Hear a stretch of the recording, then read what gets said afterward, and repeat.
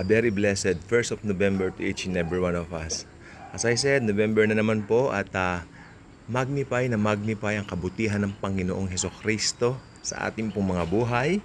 November na po, nalalapit na po ang birthday ng Lord Jesus, no? At syempre sa araw pong ito, may kaugnayan po sa pag-uusapan natin kung ano yung sineselebrate ngayon. Pista ng mga patay. Okay. Saan ba napupunta ang tao pag namamatay siya? Okay. Or should I say, unang tanong muna natin, lagtawan muna natin yon. Ano ang nangyayari sa tao pag namatay siya? Sa Bible, napakaliwanag. If you receive Christ as your very own personal Lord and Savior, pag namatay ka, pag mulat mo ng mata mo, kasama mo na si Jesus. Makikita mo na si Jesus.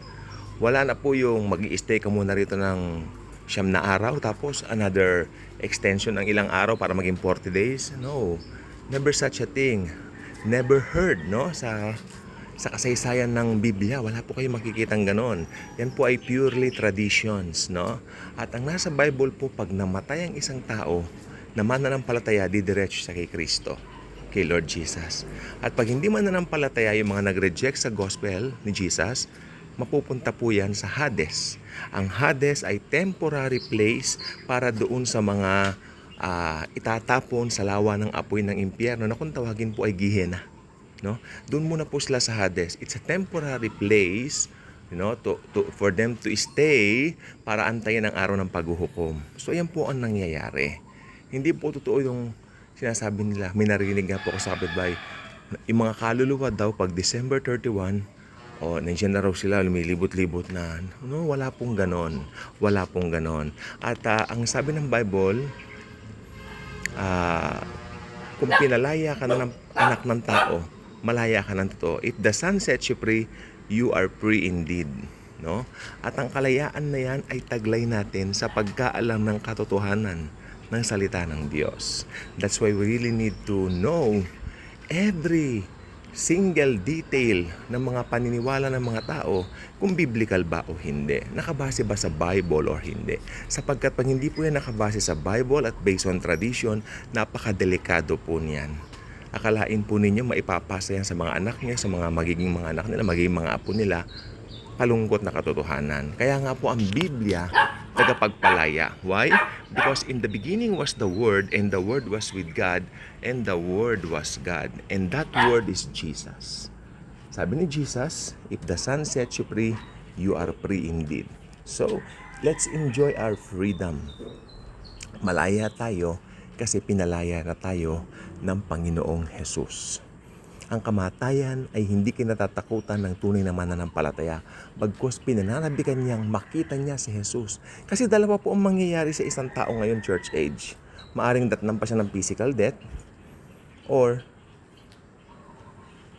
dumating na yung rapture.